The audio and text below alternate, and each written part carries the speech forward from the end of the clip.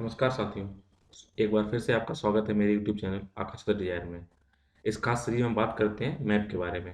तो यदि आप मेरे चैनल पे नए हैं तो इसको लाइक करिए, सब्सक्राइब करिए, कमेंट करिए, अपनों के साथ शेयर करें। और हाँ, बेल आइकन को जरूर प्रेस कर लीजिए, जिससे आपको आने वाले वीडियोज़ की नोटिफिकेशन मिल सकें और आप सबसे पहले वीडियो को देख पाएँ। और हाँ, यदि आप पुराने हैं तो इसको अपने छोटे भाई बहनों के साथ शेयर करें, अपने पेरेंट्स के साथ शेयर करें, पड़ोसियों के साथ शेयर करें, जिससे इस बेसिक नॉलेज को उन्हें भी फ़ायदा मिल सके। तो आइए शुरू करते हैं अपनी क्लास को। तो सबसे पहले देखते हैं आखिर मैप के बारे में, मैप है क्या।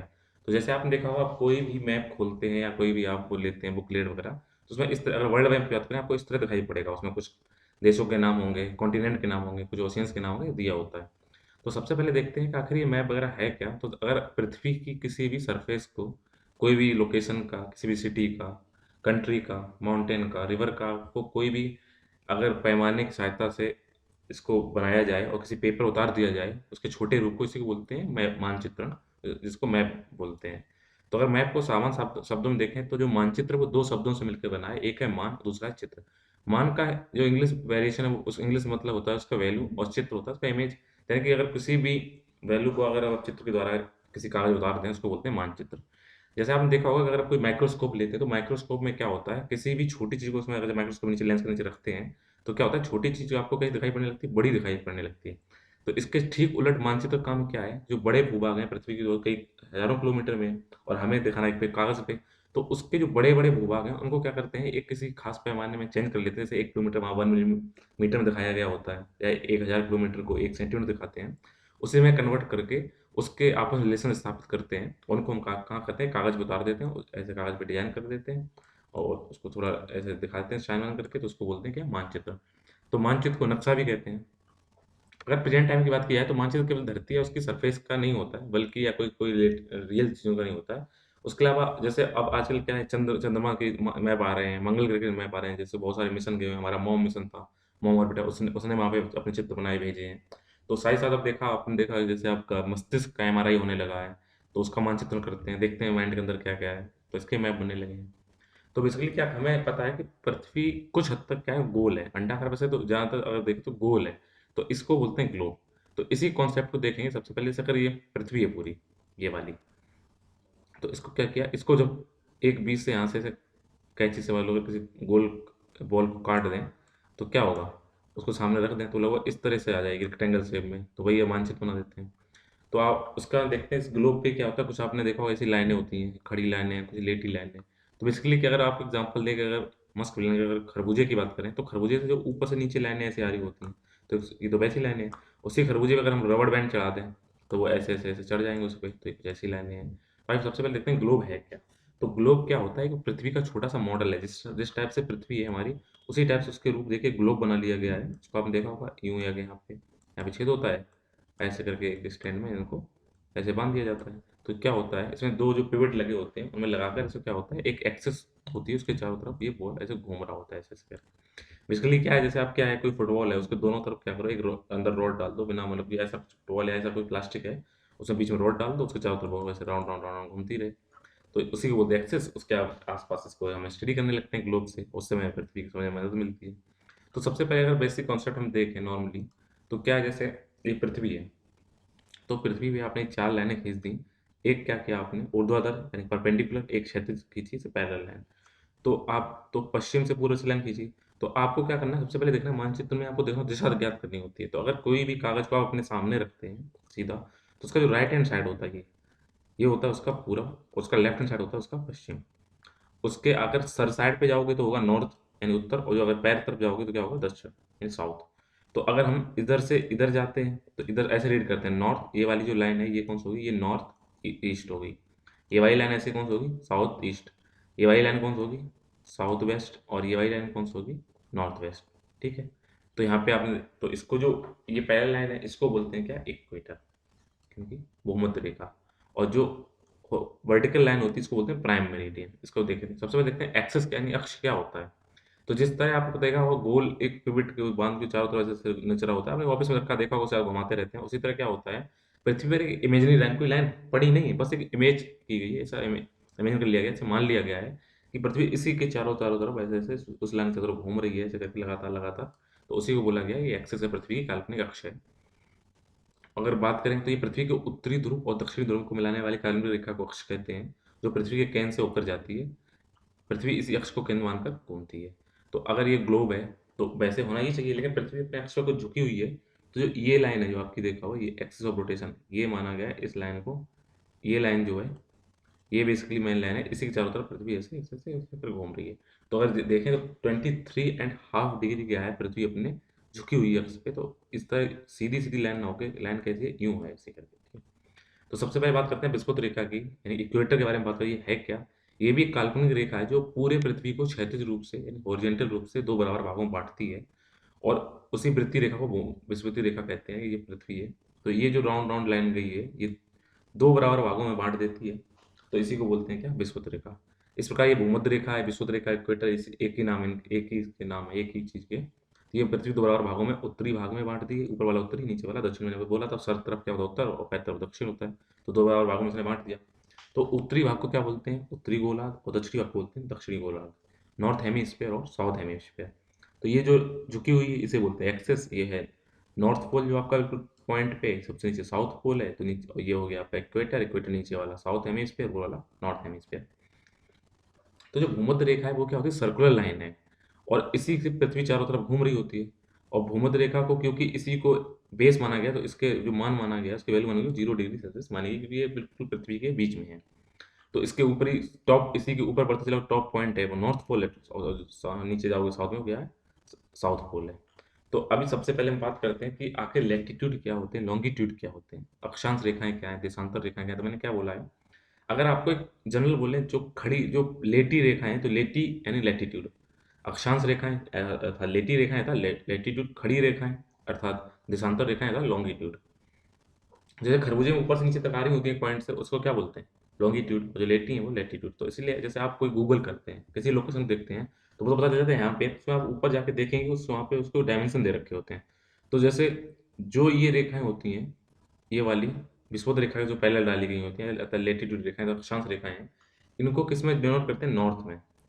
इनको एन बनाते हैं क्योंकि इसके तो ये पैरेलल है एक्स एक्सिस के, वाई एक्सिस पे नॉर्थ पे है तो उस पे नॉर्थ करते हैं, और नीचे तो साउथ दिखाते हैं। और जो खड़ी रेखाएं होती हैं वो किस में होती हैं, ईस्ट में, क्योंकि उस टाइम पे क्या होता है, उस टाइम पे जो प्राइम मेरिडियन वो हो जाता है क्या, आपका जो प्राइम मेरिडियन सीधा है वो आपका बेस हो जाता है।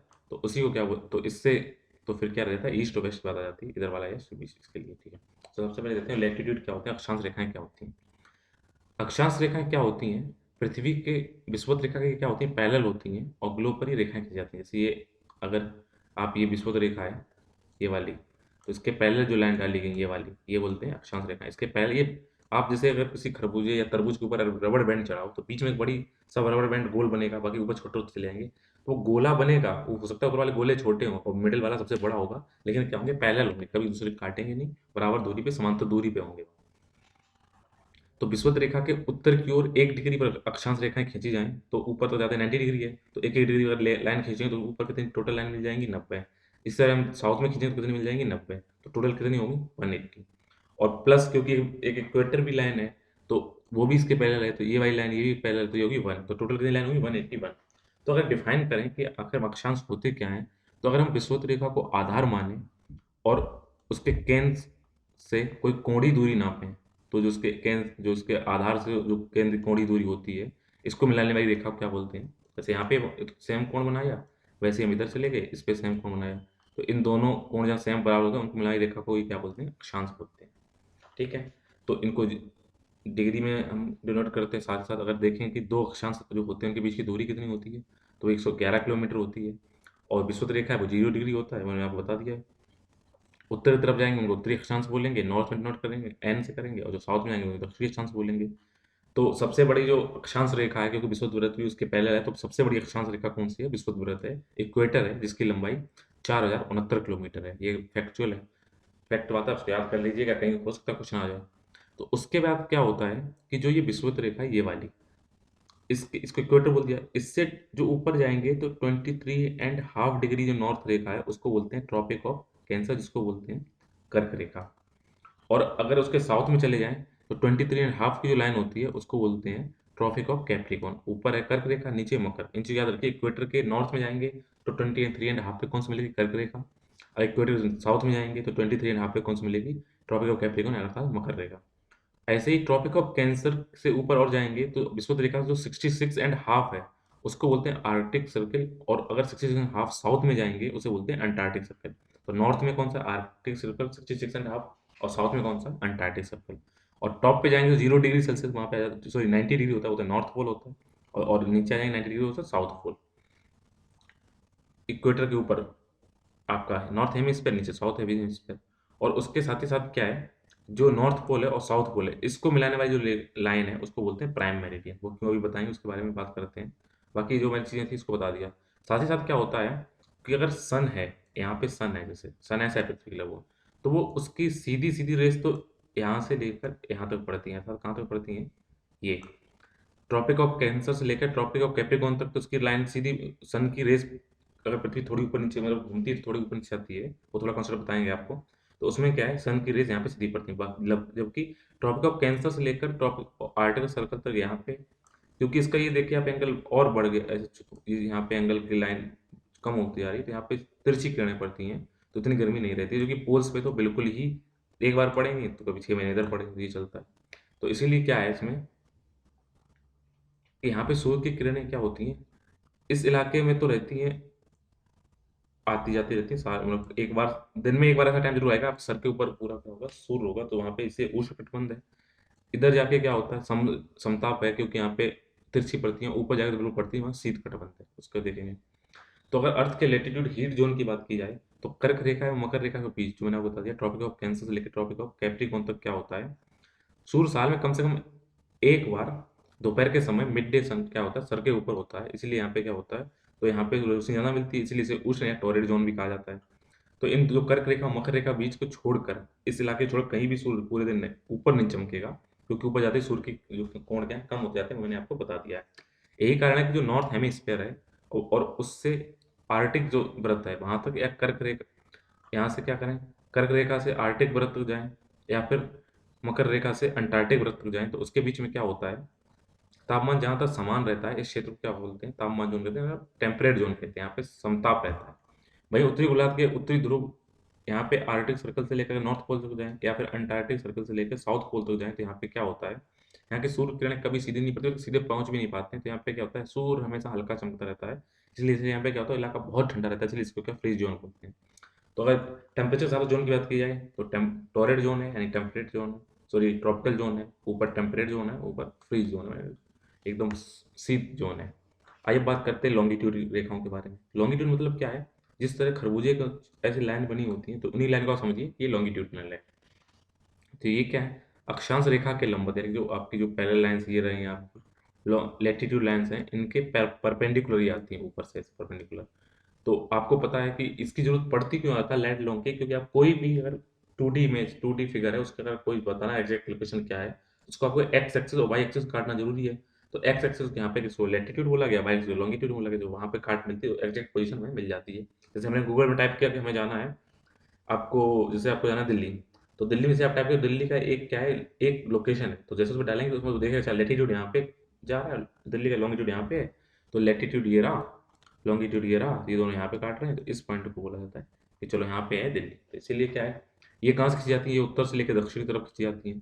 तो आपको क्या है कि आपको पता है कि जब एक सर्किल पूरा बनता है तो कितना 360 का कोण बनाता है, और ये रेखाएं लगातार एक एक डिग्री पे खींची जाएं, तो टोटल जैसे वहाँ पे 180 + 181 लाइनें मिल रही थी लॉन्गिट्यूड में, सॉरी लैटिट्यूड में, तो लॉन्गिट्यूड में कितनी मिलती है, 360 लाइनें मिलती हैं आपको, और इनके बीच की दूरी वहाँ से 111 किलोमीटर थी, यहाँ पे कितनी है, 111 मतलब 32 किलोमीटर है। इसमें एक खासियत क्या है, वहाँ पे आपने देखा सर्कल क्या थे, पैरेलल थे, भले सर्कल के आकार छोटे थे लेकिन उनके बीच की दूरी समान थी। यहाँ पे ऐसा नहीं है। यहाँ पे क्या है, अगर आपको बात की जाए तो यहाँ पे क्या है, देखो यहाँ से नॉर्थ से चली और साउथ पे खत्म हो गई है, ठीक है। तो अभी क्या है, जैसे इक्वेटर पे सबसे मैक्सिमम इनके बीच की दूरी है, और जैसे पोल की तरफ जाएंगे, चाहे साउथ पोल या नॉर्थ पोल हो, तो इनके बीच की दूरी क्या होती है, कम होती जाती है, ठीक है। तो ये इन पे अंतर है, ये लिखा हुआ है। दो देशांतर रेखाओं के बीच अधिकतम दूरी भूमध्य रेखा के पास है, भूमध्य रेखा से ध्रुवों की ओर जाने पर देशांतर रेखाओं की दूरी घट जाती है और एंड में कितनी हो जाती है, 0 हो जाती है। तो अगर ये लाइन है, तो जैसे ये बेस है, तो इसको अभी क्या किया गया था, पहले कहीं से भी आप लाइन खींच लेते, क्योंकि गोला ऊपर से कहीं से बना लो, वहां पे तो आपने देखा था इक्वेटर से बेस मानते थे, यहाँ पे पहले बेस की कोई बात नहीं की गई, तो कहीं से आप लाइन खींचना स्टार्ट कर दो, उसको अभी सॉल्व किया गया। तो है क्या कि आप क्या देखो, इधर साइड सीधी एक लाइन डालें किसी पे तो 180 होती है, तो इधर की 180 डिग्री, इधर की 180 डिग्री, तो टोटल कितनी हो जाती है? 360 डिग्री। तो अक्षांश में माप लेते वक्त विषुवत रेखा 0 से शुरुआत होती थी, लेकिन देशांतर का माप लेते वक्त किसी भी जो मिडिल या कोई भी बेस लाइन था उसको नहीं शुरू किया गया था। इसीलिए 1884 में एक आम सभा हुई, और मैं मतलब लोगों ने, जोग्राफर थे, वहाँ बैठे, उन्होंने क्या बात की, उन्होंने लंदन के पास, क्योंकि उस टाइम, आप ये बात उस टाइम की, हर चीज़ में पॉलिटिक्स चलती है, तो उस टाइम इंग्लैंड का बोलबाला था। इसीलिए हुआ क्या है कि इंग्लैंड ने ही अपनी चीज़ों को अपना सेंटर माना। इसलिए आप जो भी वर्ल्ड मैप देखो क्या होगा, आप देखना यूरोप और नॉर्थ अमेरिका, साउथ अमेरिका को फोकस होता है, हमारा तो इधर अफ्रीका एशिया पीछे रह जाता है। उसके पीछे राजनीति चलती है, कि उस टाइम जो चौधरी वो अपना घर का फोटो फ्रंट में लाएगा। तो वहाँ पे क्या हुआ, उस वहाँ पे लंदन के पास एक जगह है ग्रीनविच, तो वहाँ से क्या हुआ, रॉयल एस्ट्रोनॉमिकल ऑब्जर्वेटरी है, उसको 0 डिग्री माना गया है, और वहीं वहीं से सारी रेखाओं को बेस माना गया। तो देशांतर रेखाएं कहाँ पे हैं? लंदन में एक ऑब्जर्वेटरी है, रॉयल एस्ट्रोनॉमिकल ऑब्जर्वेटरी, उसको बेस मानकर वहाँ से लाइनें खींची जा रही हैं, तो ये ऐसे-ऐसे आ रही हैं। ये प्राइम महाद्यान है, जो सारे महाद्यान पूर्व या पश्चिम तरफ 100 फैले हुए थे, इसको बेस मान लिया। तो इधर पश्चिम, इधर पूर्व, तो 180 इधर, 180 इधर, तो वही हो गया। ये लिखा हुआ है। जैसे-जैसे समांतर अक्षांश की रेखाएँ ध्रुव के क्षेत्रों में कम होती जाती हैं, वैसे ही देशांतर रेखाएँ जो ध्रुव पर पहुँचकर मिल जाती हैं, एक छोटा स्थान ले लेती हैं। तो ये, तो अभी देखते हैं ऐसी कौन-कौन सी कंट्री हैं जो 0 डिग्री से इधर माना गया। उसको खोला जाए तो ये ईस्टर्न हो गया, ये वेस्टर्न।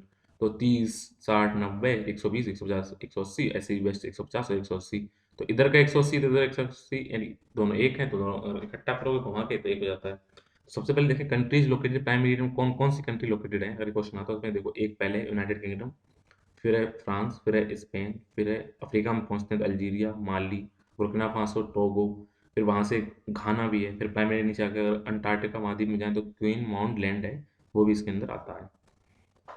तो देशांतर रेखाओं के बीच सबसे महत्वपूर्ण काम ये है कि ये जीएमटी या ग्रीनविच मीन टाइम के आधार पर किसी भी क्षेत्र का समय निकालने के काम आती हैं। तो उसी हिसाब से वर्ल्ड टाइम सेट किया जाता है, किसी देश में कितने बज रहे हैं। तो आइए बात करते हैं कि जो देशांतर रेखाएँ होती हैं या लॉन्गिट्यूडनल लाइन होती हैं, ये टाइम को कैसे डिसाइड करती हैं। तो आपको एक सिंपल कैलकुलेशन अगर नॉर्मल देखें, तो पृथ्वी, आपको पता है कि पृथ्वी की 2 टाइप के रोटेशन हो रहे हैं अपने अर्थ के। तो अर्थ कर क्या रही है बेसिकली, एक तो वो क्या करती है, जैसे ये अर्थ है, तो एक तो क्या कर रही है, वो अपने अपने ही चारों तरफ चक्कर मारे जा रही है, तो दूसरा सन की तरफ चारों चक्कर मारे जा रही है। तो सन के चारों तरफ चक्कर मार रही है, उसको चक्कर मारने में लगता है 365 सही 1/4 या 365 दिन लगते हैं नॉर्मल मानिए। और अपने अक्ष में से पूरा रोटेट करने के लिए कितना टाइम लगता है? 24 घंटे लगते हैं। और आपको ये चीज़ याद रखिएगा, पृथ्वी हमारी किधर से किधर घूमती है? वो पश्चिम से पूर्व तरफ घूमती है, इसलिए सूर्य हमें क्या कर लगता है? पूरब से पश्चिम पश्चिम तरफ। इसका एग्ज़ाम्पल ऐसे समझ सकते हैं, आप किसी ट्रेन में जा रहे हो, किसी गाड़ी में जा रहे हो, जैसे ही आप गाड़ी आगे ड्राइव करते हैं, तो आप जा रहे आगे होते हैं, आपको लगता है जो आस-पास के जो रोड के किनारे जो पेड़ हैं या कोई पोल लगे हुए हैं, तो वो क्या करते हैं? पीछे जाते हुए दिखाई पड़ते हैं। ऐसे ही पृथ्वी कहाँ कैसे घूम रही है? पश्चिम से पूर्व की ओर घूम रही है, वेस्ट और ईस्ट घूम रही है, और हमें सूर्य इसीलिए कैसे दिखाई पड़ता है? पूरब से पश्चिम तरफ। तो एक चक्कर, क्योंकि अपना पूरा सर्कल है, तो पृथ्वी अपना पूरा सर्कल कंप्लीट करने में कितना लगाएगा? 360 डिग्री उससे चलना होगा। तो 360 डिग्री चक्कर लगाने के लिए पृथ्वी को कितना टाइम चाहिए होगा? 24 घंटे। अगर हम 360 को 24 से डिवाइड करें तो हमें मिलता है 1 घंटे में पृथ्वी कितना चलती है?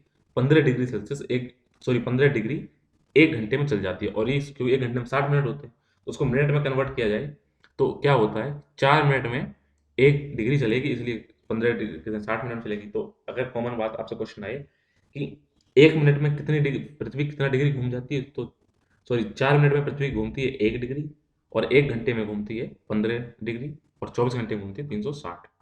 ठीक है? बाकी आपको मैंने बता दिया कि यहाँ पे ये थोड़ी झुकी हुई है, तो इसी को सेलेस्टियल पोल के हिसाब से, एक्चुअली नॉर्थ पोल ही है, लेकिन नॉर्थ सेलेस्टियल पोल है, वो इसको होना है, इसीलिए रोटेट कर रही है, किधर? वेस्ट से ईस्ट की तरफ। तो होता क्या है, जैसे ही पृथ्वी पश्चिम से पूर्व की ओर घूमती है, यानी कि हम जैसे पृथ्वी के पश्चिम से पूर्व की ओर चलेंगे, तो 1 घंटा बढ़ा, 15 डिग्री में तय कर लिया। उस समय के 1 घंटा आगे हो जाता है। जैसे अगर यहाँ पे जो प्राइम मेरिडियन है, तो प्राइम मेरिडियन ये रही आपकी ये। तो प्राइम मेरिडियन में क्या है कि ये 0 है। इसके जैसे ही हम 1 घंटा आगे बढ़ेंगे, तो यानी आपने 15 डिग्री, जैसे पृथ्वी, अगर पृथ्वी हम यूरोप में वहाँ पे इस टाइम पे समझिए लंदन में खड़े हैं, उसके अगर हम 15 डिग्री या 1 घंटे आगे जाएँगे, तो प्रति 15, तो वहाँ पे कितना बज रहा होगा? 1 बज रहा होगा। अगर यहाँ पे 12 है, तो यहाँ पे दोपहर का 2, उससे 3 घंटे आगे जाएँगे 3, 4 घंटे आगे जाएँगे तो 4, 5 घंटे, या फिर अगर डिग्री में बात करें 60 डिग्री आगे बढ़ जाएँगे, तो वहाँ पे कितने बज रहे होंगे? 5। हम वहाँ से 5:30 आगे हैं, तो हम लोग साढ़े 5 घंटे आगे चलते हैं वहाँ से, तो डिग्री के हिसाब से बढ़ जाता है। ये है ईस्टर्न। अगर हम वेस्ट की तरफ जाएँगे, तो वहाँ पे 1 घंटे माइनस होता जाता है। ईस्ट में हम 1 घंटे को गेन करेंगे, क्योंकि पृथ्वी क्या है, वेस्ट से इस तरफ आ रही है तो आगे चल रही है पूर्व की तरफ, तो इधर जाएंगे तो हमें समय क्या होगा, गेन होता जाएगा। कि अगर हम वहाँ से 12 बज रहे हैं लंदन बैठे, तो अगर उस टाइम बात की जाए तो हमारे एशिया में क्या होगा, कहीं पे 6 बज रहा होगा, हमारे यहाँ पे 5:30 बज रहा होगा। ऐसे अगर हम पश्चिम की तरफ जाएँ अर्थात यूरेशिया की तरफ जाएँ, या वापस हम किधर जाएँ, उत्तरी अमेरिका की तरफ जाएँ, साउथ अमेरिका की तरफ जाएँ, इस साइड जाएँगे तो इधर 1 घंटा 2 ऐसे लगातार टाइम कम होता चला जाएगा, क्योंकि पश्चिम तरफ जा रहे हैं। तो पश्चिम तरफ क्या करते हैं, हम टाइम को लॉस करते हैं, और पूरब की तरफ क्या करते हैं, टाइम को गेन करते हैं। हो सकता है मान लो आप ऐसी फ्लाइट पकड़ें कि यहाँ पर 9 बजे पीएम पे चलें, और जब अमेरिका पहुँचे वहाँ 9 पीएम ही हो रहा हो। क्यों? क्योंकि वहाँ पे टाइम को आप लॉस कर रहे होते हैं, टाइम डिले हो जाता है वहाँ पे, ठीक है? जेट लैग जो बात बोलते हैं, अथवा हम मान सकते हैं कि ग्रीनविच के पूर्व तरफ सूर्य जल्दी उदय होता है और पश्चिम तरफ सूर्य देर से उदय होता है। अगर आप ग्रीन मीन जो टाइम लाइन है, ग्रीनविच मीन टाइम लाइन है, उसके लिए अगर किसी तरह आसानी से जान गए हैं, तो आप किसी तरह आप समझ सकते हैं कि अक्षांश कैसे घटता है, कैसे बढ़ता है। तो ये तो बात हो गई आपकी टाइम की, कि डेट आगे टाइम कैसे कम ज़्यादा हो रहा है। तो हो सकता है एक ही देश इतना बड़ा हो कि वहाँ पे 15 डिग्री 20 डिग्री का अंतर आ जाए पृथ्वी का, उतने बड़े से रूस है, उत्तरी अमेरिका है। तो उसमें क्या होता है, जैसे हमारे यहाँ पे हमारी क्या है, इलाहाबाद मिर्ज़ापुर है, जो आपने वेब सीरीज़ सुनी होगी नाम उसी, तो वहीं पे मिर्ज़ापुर में हमारे मेन जो मध्याह्न रेखा है वहाँ से मानी गई है। लेकिन बात क्या है, वो तो मध्याह्न मान ली गई, लेकिन हमारा अरुणाचल प्रदेश और इधर आपका गुजरात, उसमें 1 डेढ़ घंटे के टाइम का अंतर होता है। तो इसीलिए क्या होता है, अगर इससे बड़े कोई देश हैं, तो वहाँ पे पता चला एक देश इतना बड़ा है ये, ठीक? और यहाँ से लेकर जब हम वेस्ट से इस तरफ जा रहे हैं, तो उनके बीच में तो 60-70 डिग्री का अंतर है पृथ्वी रोटेशन का। तुम देखेंगे यहाँ पे अगर 9 बज रहे हैं, तो उसी देश के अंदर कहीं 12 बज रहे हैं, कहीं 2 बज रहे हैं। तो पता चला कि आपने फ़ोन किया, भैया यहाँ तो 9 बज रहे हैं। उधर वाला बोला नहीं, यहाँ तो 9 नहीं बज रहे, यहाँ तो दोपहर के 2 बज रहे हैं। वहाँ सुबह के 9 कैसे बज रहे हैं? तो उसको सॉल्व करने के लिए कुछ कॉन्सेप्ट टाइम ज़ोन बनाए गए हैं, कि अगर हर शहर का अपने मीन टाइम के हिसाब से समय को मानकर रखने लगें, तो उस शहर और दूसरे शहर के स्थानीय समय काफ़ी अंतर आ जाएगा। किसी देश के एक स्थान से दूसरे स्थान तक जाते समय किसी को हमेशा अपनी घड़ी का समय बदलते ही रहना पड़ेगा, क्योंकि वहाँ पे आप 9 बजे चले थे, पता चला कि आपको यहाँ 9 बज रहे हैं, हम कॉल करके पूछ रहे हैं वहाँ पे 12 बज रहे हैं, अरे यार क्या हो रहा है? तो इस प्रकार की परेशानियों को बचने के लिए क्या किया गया है, हर देश ने अपना अपना एक क्या क्या मीन टाइम मान लिया है, और उसी हिसाब से पूरा सेट कर रखा है। लेकिन जो देश हैं जिनके एरियाज बड़े, जैसे यूएसए है, कनाडा है, रसिया है, चाइना है, तो वहाँ पे क्या है, एक टाइम जोन मानोगे तो अंतर हो जाए। पता चला आपने वहाँ बजा लिया कि चलो हमारे यहाँ शाम के 4 बज रहे हैं, लेकिन वहाँ के शाम के 4 तो बज रहे हैं, ठीक है, ईस्टर्न पार्ट ने बोल लिया कि चलो शाम को 4 बज रहे हैं, लेकिन वहाँ तो शाम शाम को 4 रात के 8 बजे दिखाएगा, कि वो 4 घंटे आगे चल रहा है वहाँ का टाइम। तो इस मुश्किल को हिसाब से करने के लिए क्या गया है, कि एक देश के अंदर भी कई टाइम जोन बाँट दिए जाते हैं। जैसे यूएसए व कनाडा में 5 टाइम जोन है, वहाँ पे इतना बड़ा एरिया ही है, तो 5 टाइम जोन बना दिए कि इस इलाके का इतना टाइम रहेगा, इस इलाके का इतना टाइम रहेगा। वहीं पे अटलांटिका, पूर्वी, मध्य, पहाड़ी, पैसिफिक समय जोन बाँट रखा है। रसिया में 12-12 तक है। हमारे देश की अगर बात किया, तो हमारे देश का जो मीन टाइम है वो 5 घंटे 30 मिनट आगे है लंदन से। तो लंदन में अगर दोपहर के 12 बज रहे हैं, तो हमारे यहाँ पे शाम के 5:30 बज रहे होते हैं। तो ऐसे आपने देखा, तो ये अमेरिका ने क्या किया, यूएसए ने अपना टाइम जोन बाँट दिया, पैसिफिक, माउंटेन, सेंट्रल, ईस्टर्न। तो यहाँ पे टाइम सेम रहेगा। नहीं तो पता चला यहाँ पे सुबह के हो रहे 7, तो पता चला यहाँ पे दोपहर को हो गए 11। तो यहाँ बोला कि पूरा इन पूरे देश ने ऑर्डर दिया कि 7 बजे ऑफिस खुलेंगे। तो यहाँ तो 7 बजे सही हुआ, यहाँ तो 7 बजे दोपहर 11 हो गया। तो यहाँ के हिसाब से और पीछे टाइम खुलना चाहिए था, तो उसको अलग-अलग टाइम ज़ोन में बँटवा कर दिया। ऐसे आप देखिए रसिया में 1, 2, 3, 4, 5, 6, 7, 8, 9, 10, 11 पार्ट में बाँट रखा है, ठीक है? तो अब बात करते हैं कि ठीक है, टाइम तो ऊपर-नीचे हो रहा है, लेकिन डेट का भी तो हमें सही करना पड़ेगा। पता चला कि आप अगर कहीं वेस्टर्न कंट्री में गए, तो आप चले थे 4 तारीख को, पहुँचे भी 4 तारीख को, चलने में आपको 24 घंटे लग गए। या तो ये कैसे सॉल्व किया जाएगा? इसलिए एक माना गया है अंतर्राष्ट्रीय तिथि रेखा, इंटरनेशनल डेडलाइन। तो ये डेडलाइन क्या है? ये प्रशांत महासागर आपको पता होना चाहिए, जो एशिया है, एशिया का पूर्वी भाग, और इधर से आप आ जाइए उत्तरी अमेरिका, दक्षिण अमेरिका का पश्चिमी भाग। तो इनके बीच में कौन सा महासागर, वो है प्रशांत महासागर है। तो इसी प्रशांत महासागर पे क्या किया है, जो आपको मैंने स्टार्टिंग में दिखाया था, 180 डिग्री जा रहे थे ईस्टर्न टाइम में, और वेस्टर्न तो वो यहाँ पे मिल रही है। तो इसी क्या गया है, प्रशांत महासागर के बीचों बीच 180 डिग्री देशांतर पर उत्तर से दक्षिण की ओर खींची गई एक ये इमेजिनरी लाइन है। अगर इस रेखा को नक्शे पे देखें, तो ये टेढ़ी-मेढ़ी दिखाई पड़ रही है। ऐसा नहीं है कि सीधा-सीधा खींच दी गई, यहाँ से आई, फिर यूँ गई, फिर इधर इधर मुड़ गई, फिर यहाँ पे आई, यहाँ पे ऐसा-ऐसा हुआ, फिर मोड़ दिया, ऐसा किया। तो आप बोलोगे यार ये क्या है? सीधी लाइन क्यों नहीं खींच दी? बस सीधी खींच देते, बोलते थे इसकी डेड लाइन इसकी अलग पॉजिटिव हो, इधर डेट कम होती जाएगी, इधर पूरब में जाएँगे तो डेट बढ़ती जाएगी। तो इसका कॉन्सेप्ट अगर मैप में देखो, इस तरह देखिए, तो जैसे ये रही आपकी ग्रीनविच लाइन, ये रही आपकी यहाँ पे टाइम लाइन। तो अभी देखो यहाँ पे जैसे 12 बज रहा है, तो इधर क्या करेंगे, इधर हम जा रहे हैं एशिया की तरफ, ठीक? तो यहाँ पे प्लस प्लस प्लस प्लस से होता चला जा रहा है। इधर इस साइड जाएंगे तो माइनस माइनस होता चला जाएगा। तो अभी अंतर्राष्ट्रीय रेखा होनी कैसे चाहिए थी, तिथि रेखा ऐसी होनी चाहिए थी, और है कैसी, वो टेढ़ी मेढ़ी। तो इस कॉन्सेप्ट को डेट लाइन क्या किया गया था कि अगर ये रेखा सीधी रखी हुई होती तो एक ही स्थान दो बराबर बांट देती, और एक ही दिन में एक स्थान पर दो तिथियां हो जाती। क्या होता, जैसे सपोज दैट कोई लाइन आ रही है और इस लाइन को सीधा रखते, हो सकता है यहाँ पे मान लो जापान से ही निकल जाए सीधी एकदम। तो अब सीधी निकल गई, तो इसका आधा जापान इधर हो गया, आधा जापान इधर हो गया, तो उसने दो भाग में बांट दिया। अब पता चला कि इधर टाइम तो लॉस हो रहा था, तो यहाँ पे डेट एक ही देश के अंदर, एक ही मतलब एक ही शहर के दो लाइनें, तो शहर के एक कदम उधर चले जाओ तो वहां पे चला 2 तारीख हो रही है, उधर चले जाओ 3 तारीख हो रही है, तो एकदम नामुमकिन था। तो जहां जहां पे जो देश आए हैं उन देशों को बचाने के लिए इसको क्या किया, टेढ़ा कर दिया गया। कोई आइलैंड है उसके हिसाब से टेढ़ा कर दिया, बाकी हर जगह पे इसको सीधा रखा गया है जहाँ बंटवारा ना हो। यदि किसी देश के एक भाग में सप्ताह की एक तारीख और दूसरे भाग में अलग तारीख होगी तो ये बहुत ही असुविधाजनक होगा। इसलिए अंतर्राष्ट्रीय तिथि रेखा 180 डिग्री देशांतर पर टेढ़ी मेढ़ी होते हुए विश्व को दो बराबर भागों में लगभग काट रही है। तो उम्मीद है आज आपको पता चल गया होगा कि इक्वेटर लाइन किसे कहते हैं, कर्क रेखा क्या है, मकर रेखा क्या है, उनकी वैल्यू क्या है, नॉर्थ पोल क्या है, साउथ पोल क्या है, लेटीट्यूड क्या है, लॉन्गिट्यूड क्या है, साथ ही साथ टाइम जोन क्या क्या है, उनकी डेड लाइन कैसे फिक्स की गई है। इस तरीके से ये समस्याओं को सॉल्व करने की कोशिश की गई है। तो आज की क्लास यहीं पे कंप्लीट करते हैं। अब इसके आगे कॉन्सेप्ट को हम अगली क्लास में देखेंगे। तब तक के लिए धन्यवाद।